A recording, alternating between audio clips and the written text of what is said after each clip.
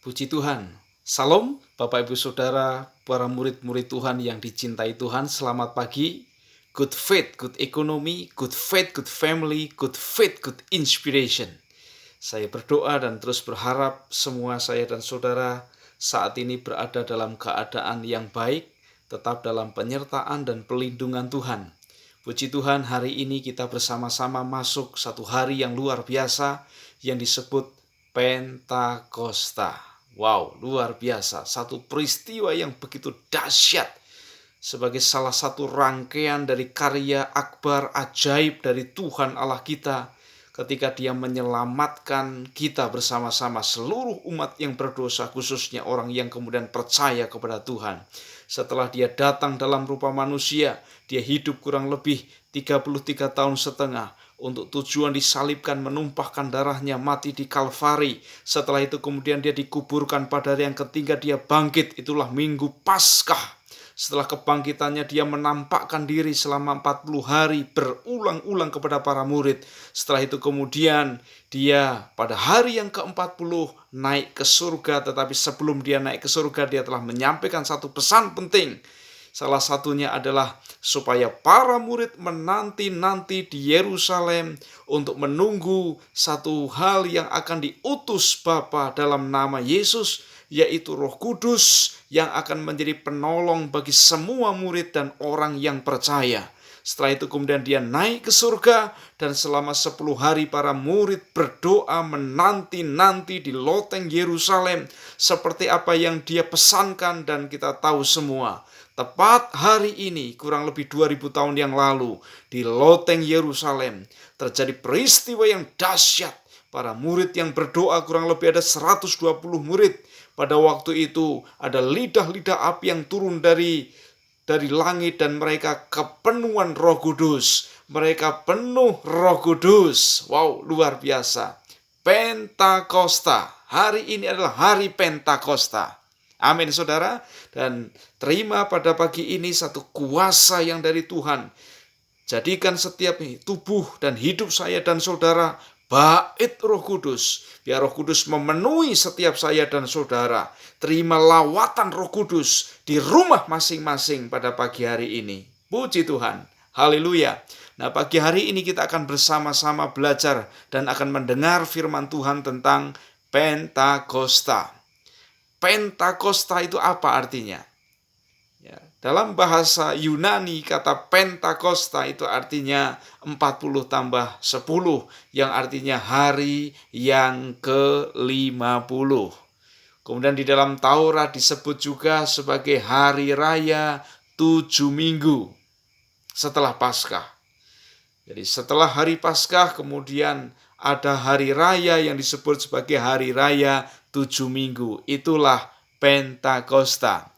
Pentakosta adalah satu dari rangkaian karya ajaib Tuhan di dalam keselamatan umat manusia.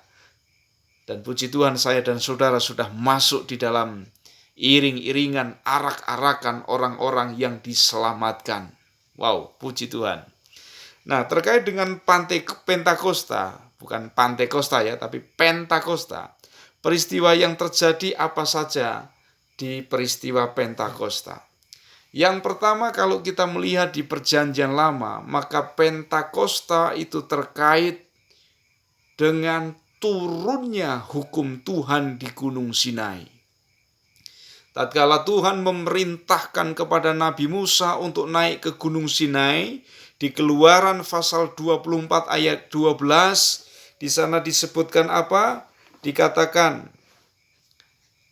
Dikatakan begini, Tuhan berfirman kepada Musa, naiklah menghadap aku ke atas gunung dan tinggallah di sana, maka aku akan memberikan kepadamu loh batu, yakni hukum dan perintah yang telah kutuliskan untuk diajarkan kepada mereka. Jadi Pentakosta pertama adalah turunnya hukum Taurat dengan wujud 2 loh batu yang ditulis oleh tangan Tuhan sendiri, yang berisi 10 hukum Tuhan untuk diajarkan, diamalkan, dikerjakan sebagai garis kehidupan umat Tuhan pada waktu itu, sebagai wujud mereka sebagai umat Tuhan dan mengasihi Tuhan.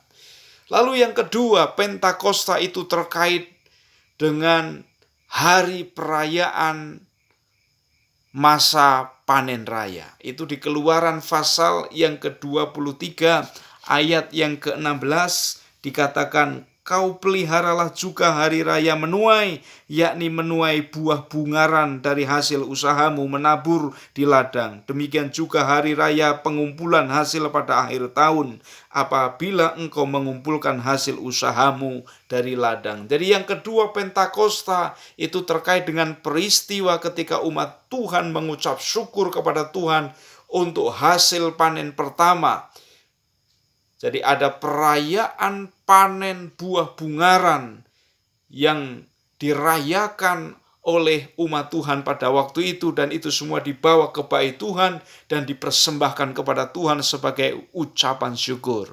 Lalu kita melihat ketika di Kisah Rasul pasal yang kedua ayat 1 dan seterusnya, di situ dikisahkan tentang peristiwa Pentakosta seperti yang awal tadi saya sampaikan, bahwa ketika pada murid tepat hari yang ke-10 seperti yang disampaikan oleh Tuhan Yesus, bahwa kemudian Roh Kudus turun.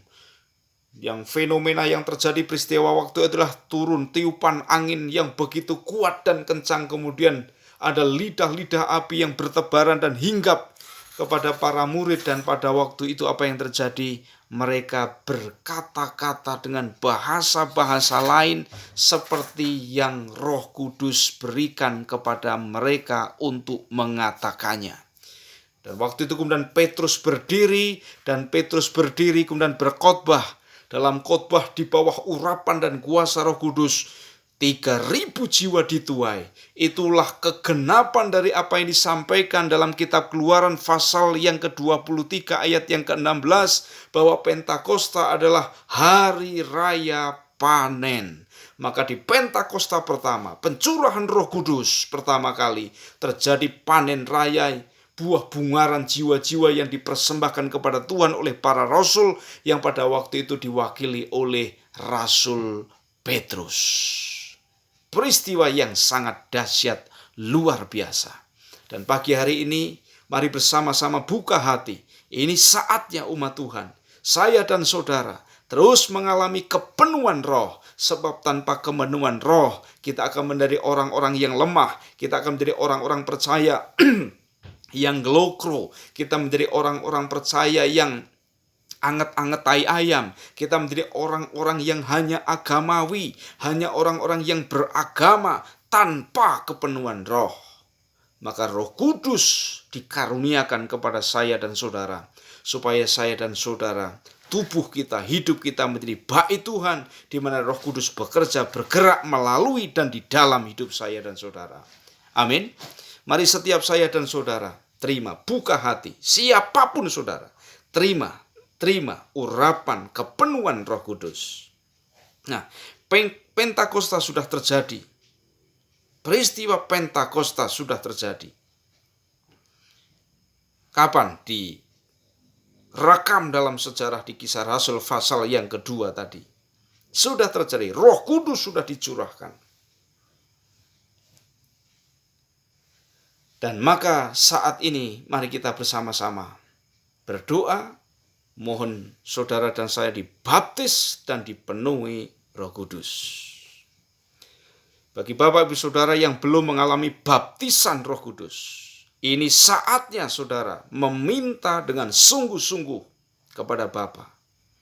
Untuk saya dan saudara, untuk semua kita dibaptis, bukan hanya dibaptis, lalu secara terus-menerus kita dipenuhi Roh Kudus. Apa tandanya orang dibaptis Roh Kudus? Tanda orang dibaptis Roh Kudus berbahasa roh. Ya, enggak ada tanda lain. Orang itu akan mengalami karunia dan pengalaman rohani. Dia akan berbahasa roh sebagai tanda awal orang dibaptis dan kemudian dipenuhi Roh Kudus. Apa yang akan terjadi ketika saya dan saudara mengalami baptisan dan kepenuhan Roh Kudus? Yang pertama, kita akan memiliki hati yang baru. Mari kita lihat kitab Yehezkiel Kitab Yehezkiel pasal yang ke-36. Yehezkiel pasal 36 ayat yang ke-26 dikatakan begini dan 27. Kamu akan kuberikan hati yang baru dan roh yang baru di dalam batinmu, dan aku akan menjauhkan dari tubuhmu hati yang keras dan kuberikan kepadamu hati yang taat. Rohku akan kuberikan diam di dalam batinmu, dan aku akan membuat kamu hidup menurut segala ketetapanku dan tetap berpegang pada peraturan-peraturanku dan melakukannya. Jadi orang yang dibaptis dipenuhi Roh Kudus akan memiliki hati yang baru, hati yang keras, hati yang memberontak, hati yang mendurhaka dibuang dari hidup kita, dan Tuhan memberikan hati yang baru, yaitu hati yang taat. Kalau Musa menerima 2 loh batu itu, 2 hukum atau 10 hukum Tuhan itu di 2 loh batu, saya dan saudara di dalam perjanjian baru yang oleh Tuhan Yesus disebut dimeteraikan dengan darahnya pada waktu malam perjamuan sebelum Yesus disalibkan. Yesus mengangkat cawan dan berkata, inilah darahku, darah perjanjian baru. Apa itu perjanjian baru? Perjanjian baru adalah hukum Tuhan, firman Tuhan, tidak ditulis di batu, tidak ditulis di loh batu, tetapi ditulis di loh hati. Hukum tidak di luar tubuh, tetapi hukum di dalam tubuh, yaitu di dalam hati saya dan saudara. Hati yang keras, hati yang memberontak, hati yang tidak taat disunat, dibuang oleh Tuhan, dan kita diberikan hati yang baru, hati yang taat, hati yang mengasihi Tuhan dengan sungguh-sungguh.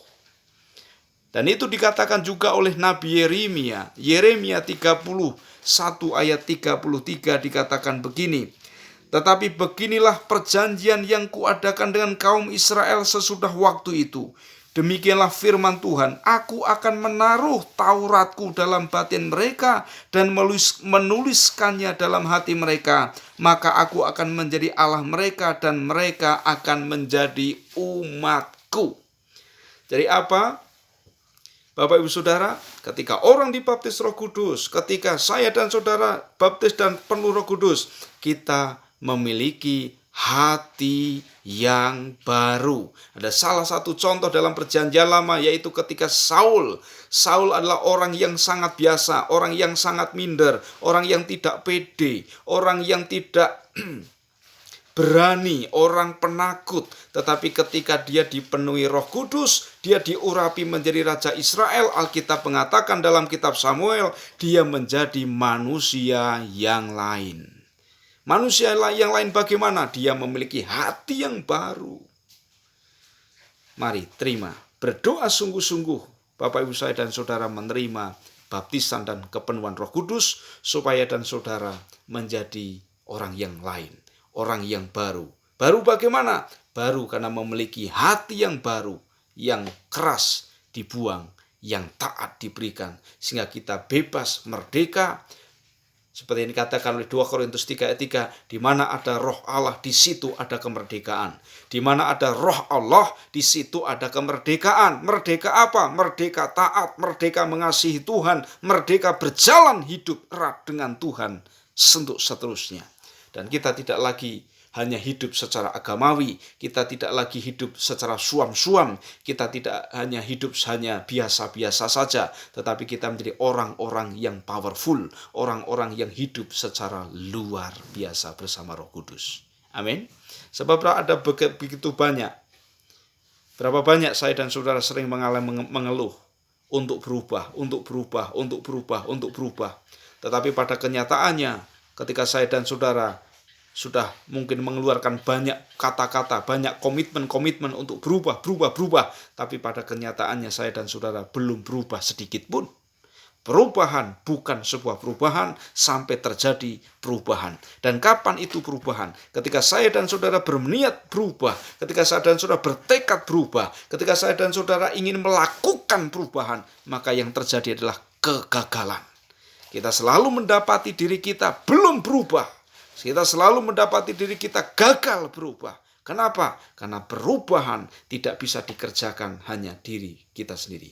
Daging kita tidak bisa membuang hati yang keras. Kekuatan kita tidak bisa membuang hati yang memberontak. Hati yang memberontak dibuang tatkala baptisan penuh Roh Kudus. Apa yang harus kita lakukan? Yang harus dilakukan adalah pertama kita bertobat. Kita bertobat, kita berbalik hati kita kepada Tuhan, kita kembali kepada Tuhan. Maka ketika kita bertobat kepada Tuhan, maka perubahan pasti terjadi, karena perubahan adalah buah dari pertobatan. Perubahan tanpa pertobatan yang akan terjadi adalah kegagalan. Tetapi ketika saya dan saudara bertobat, maka jangan berubah, akan berubah sendiri, karena perubahan buah dari pertobatan. Pertobatan akan selalu menghasilkan buah-buah pertobatan. Dan tatkala saya dan saudara penuh Roh Kudus, hidup dipimpin oleh Roh Kudus, hidup di dalam Roh Kudus, maka buah-buah Roh Kudus akan bermunculan dalam kehidupan saya dan saudara. Itu yang pertama. Ketika saya dan saudara dibaptis dan dipenuhi Roh Kudus, maka kita memiliki hati yang baru. Lalu yang kedua apa? Yang kedua dalam Kisah Para Rasul pasal yang pertama, ayat yang ke-8, ayat yang sudah sangat tidak asing lagi bagi kita. Saya akan kembali bacakan. Tetapi kamu akan menerima kuasa kalau Roh Kudus turun ke atas kamu, dan kamu akan menjadi saksiku di Yerusalem dan di seluruh Yudea dan Samaria dan sampai ke ujung bumi. Bapak Ibu Saudara, dengarkan baik-baik sekali lagi pesan firman Tuhan yang kuat ini. Ini adalah karunia yang diperuntukkan untuk saya dan saudara. Alamatnya tidak lain, tidak bukan adalah saya dan saudara. Apa? Kita memiliki dan menerima kuasa menjadi saksi. Jelas di situ dikatakan saat Roh Kudus turun di atas kita, maka kita menerima kuasa. Saat saya dan saudara bertobat percaya Yesus sebagai Tuhan dan Selamat, kita menerima kuasa. Ousosia, kuasa. Kuasa apa? Menjadi anak-anak Allah. Tetapi saat Roh Kudus turun atas kehidupan kita, kita dibaptis, kita dipenuhi Roh Kudus, maka kata kuasa di situ dalam bahasa aslinya dunamos, dinamit. Suatu ledakan besar akan terjadi dalam kehidupan saya dan saudara. Ledakan khususnya ledakan rohani yang akan mempengaruhi segala aspek kehidupan saya dan saudara. Kita menerima kuasa menjadi saksi. Tanpa Roh Kudus turun dalam hidup saya dan saudara, kita akan gagal menjadi saksi. Oleh sebab itu ada begitu banyak orang percaya, ada begitu banyak orang Kristen yang takut bersaksi, yang tidak menjadi kesaksian bahkan hidupnya. Kenapa? Karena Roh Kudus tidak turun dalam kehidupannya. Tapi saat Roh Kudus turun dalam kehidupan saya dan saudara, maka kita akan menerima kuasa menjadi saksi. Kita akan menerima dunamos. Kita akan menerima dalam bahasa Jawa kesaktian menjadi saksi. Di mana? Yerusalem, seluruh Yudea, Samaria, sampai ke ujung bumi. Hidup kita tidak menjadi terbatas. Bukan hanya di Yerusalem, bukan hanya seluruh Yudea, bukan hanya Samaria, tapi seluruh ujung bumi. Kita dibawa di dalam Roh Kudus, bersama Roh Kudus kepada kehidupan yang luar biasa, karena kehidupan yang menembus batas-batas kelemahan. Bahkan bisa jadi batas-batas geografis, bahkan bisa jadi batas-batas area negara, batas-batas kota, batas-batas pulau-pulau. Kita menjadi saksi Tuhan.